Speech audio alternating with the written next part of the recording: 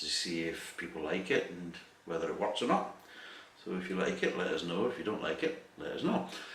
So today again we're doing another beer from Aldi.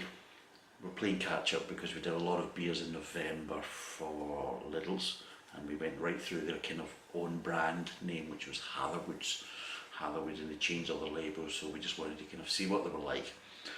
Now, I don't know if I'd mentioned in those videos, I don't think I did, because I didn't really want to kind of influence people on that basis, but I think probably would be a good time maybe to kind of let people know. I've been trying to find out who's doing the brewing of these beers for the Harper's Brewing Company for Aldi, because Harper's Brewing Company is just a brand name that Aldi's using for their own kind of beer branding. But obviously they're not brewing it, they're getting another brewery to do that.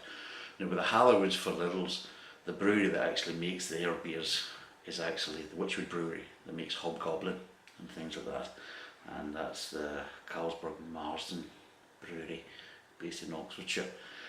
It's a good brewery, so it is, and they make good beers. In fact, I think the Hobgoblin Ruby, the original Hobgoblin, is actually the second biggest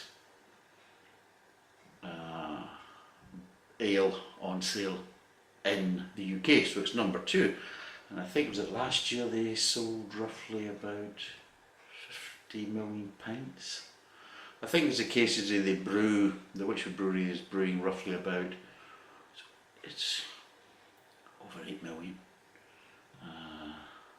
litres that they're doing. So they're brewing a lot, and yeah, it's classed as a premium brewery, and their products are classed as premium, even though the prices maybe don't kind of say that. So fair play to Lidl that they've actually got a good brewery making, and that's probably one of the reasons why their Hatherwood ranges, I scored it fairly positively from that point of view. I mean, for the price of it, they're nice beers, fair play.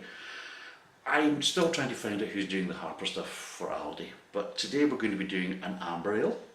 So we are. It's a 500ml, it's 5%, it's roughly about £1.9 if I remember rightly, and it just basically says full-bodied malty beer with a distinctive bitter flavour.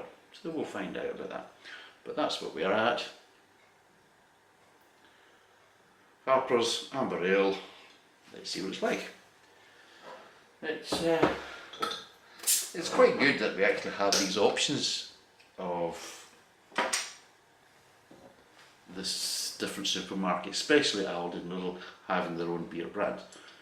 I mean, obviously Tesco's and Sainsbury's and Asda, these other supermarkets are doing the same, but they've gone down, oh god, I made an arse of this one. They've gone down the kind of craft beer route, so a lot of their stuff is kind of small canned, not exactly well priced from the point of view, maybe well priced if you compare it to kind of other craft beer brands, but for just general kind of beer drinkers, buying a 330ml can and it's £3 odds plus, and it's supposed to be Tesco's own brand or Sainsbury's own brand, I think. It's not such a great kind of bargain unless you are looking for more budget, which I think maybe is something we should look at, is maybe look at the kind of more budget craft beers and see what they're like. It'll probably kill me because of the amount of hops that they use. We will be coming up within the kind of Christmas Advent beer review series. We're going to do a little kind of a IPA kind of a face-off, and one of the ones that I'm going to bring is one of our viewers sent us a comment that their favourite was a Hobgoblin IPA. So as part of that little IPA face-off, we've got Hobgoblin in as well, so we'll be kind of looking at that and comparing it. And also kind of as part of that, you might be interested in, there's a lot of myths around about IPAs, there's a lot of misinformation regarding IPAs and really what they are. And as part of that kind of IPA face-off that will be happening later on in this series, we will be dispelling these myths and give you the truth the actual facts about it and not the bollocks, because there's a lot of bollocks, and that's what one of the reasons why I do this, is to try and dispel a lot of the bollocks. And yeah, it's really quite scary. I think people get mixed up between some of the setups, and they also seem to forget is that different periods in history affected beer brewing, and things changed quite dramatically within the beer brewing. And yeah, between IPAs kind of coming out and the First World War, after the First World War, everything within the kind of UK brewing scene changed, and the alcohol level severely changed as well, and how people kind of look unfairly on certain brands because of their alcohol content. But I'll cover that more in that video. But it's quite an interesting one, because there's a lot of bollocks and a lot of misinformation, and I will give you the facts, and I will basically highlight how certain beers, whether they're good beers or not, we'll find that out, is they have been treated a bit unfairly within the kind of more modern IPA scene. But anyway, the beer's looking not too bad. I would probably say it's probably maybe about a 1.5 finger head for the Andy McKays of this world. It's an amber ale, it's 5%, and it's given me really no aromas whatsoever.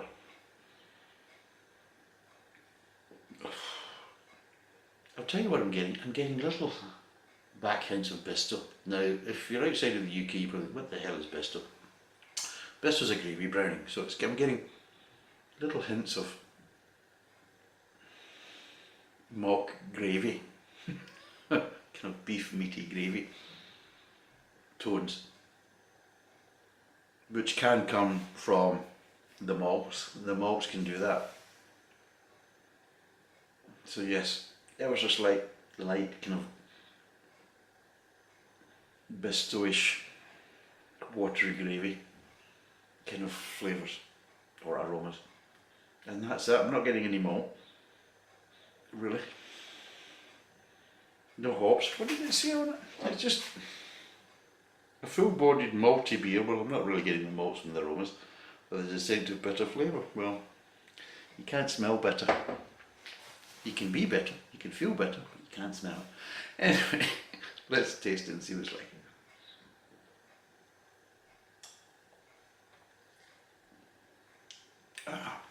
Right.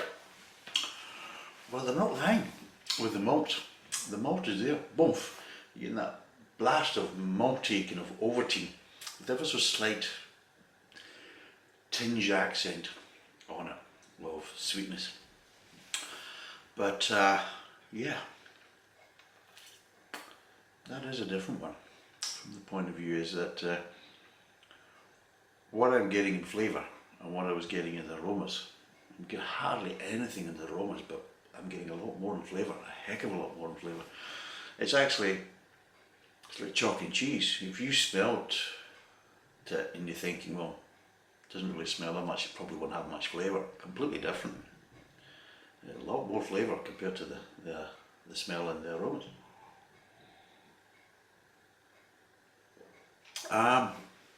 Yeah, so let's break down these flavour profiles. Let's go start of the mouth, middle of the mouth.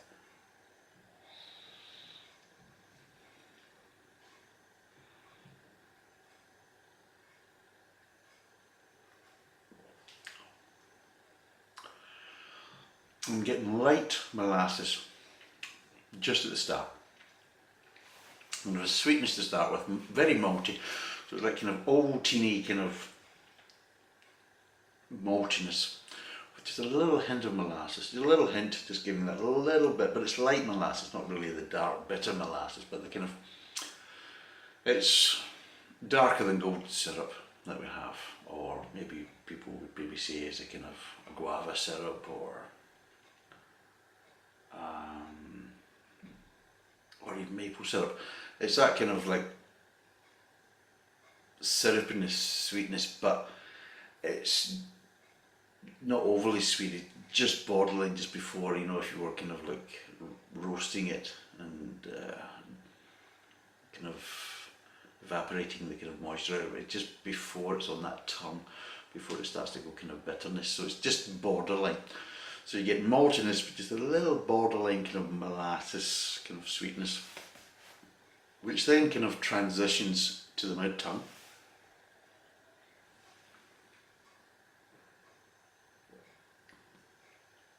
Mid-tongue, you're getting a kind of a transition. It's kind of the malt kind of like starts to kind of push through away from that kind of initial sweetness. So you're getting the maltiness with sweetness, and then it gets, you're kind of left with the maltiness mid-tongue. The sweetness is gone, or the hint of sweetness, and you're left with the maltiness, which is then kind of going towards a kind of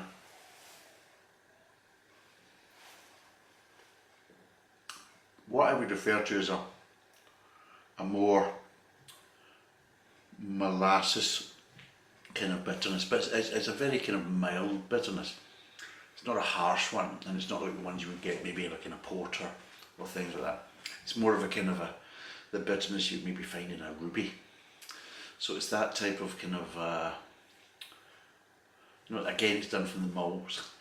So basically, all the kind of flavour profiles is actually really provided by the malts. It's not really kind of the hops maybe coming in and providing certain flavour profiles like the kind of bitterness or something like that, which is more traditional within kind of British brewing nowadays.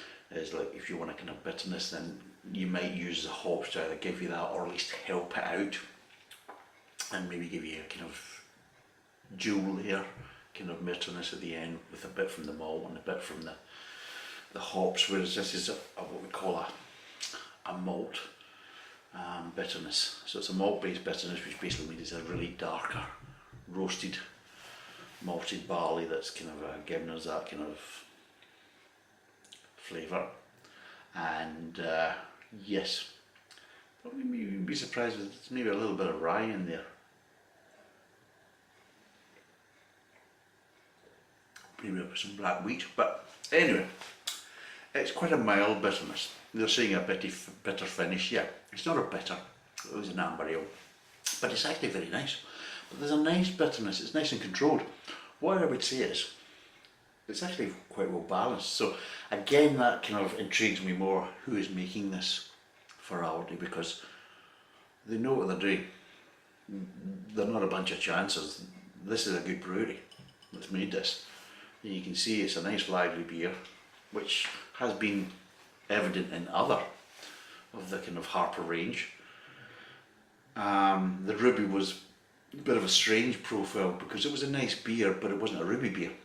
It was a nice beer, but it had accents and flavour profiles of more of a porter than a Ruby.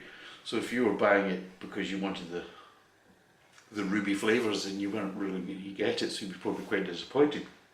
But if you wanted a kind of, if you like kind of porters, then I would say you probably like the Harper's Ruby, the red Ruby ale. But yes, no,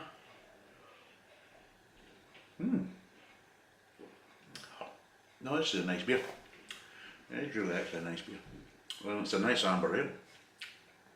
The thing is though, I like malts. I like the malty flavours. Coming from Scotland, we use a lot of malts in a lot of our kind of alcoholic drinks. Whiskey, malt plays a big part in that.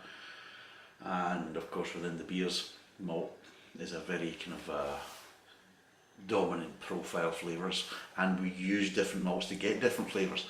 And yeah, we appreciate that what malts are capable.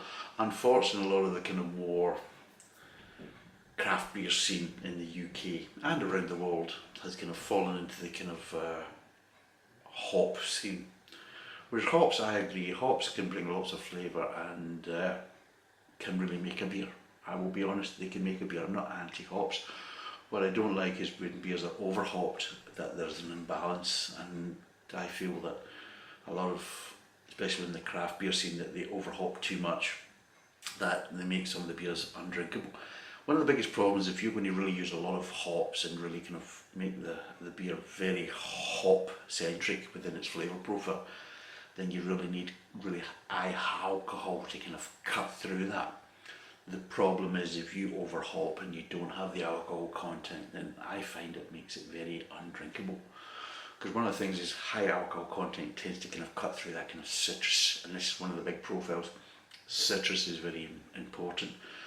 So I like it when I come across a beer that basically shows, because it's very difficult. It's a lot easier to get flavour from hops, but it's very difficult to get the right flavours from malts, because you need a lot of grain. You need you've got to get the ratios right, really, to get the flavours from the malted grains and the different malted grains. And one of the biggest problems is it fluctuates a lot as well, because you can eat two versions from two different suppliers of the same malted grain, and it will give you differences in flavour profile when you brew them. And that's one of the biggest things, is if you go with malt, it's quite difficult to get the consistency.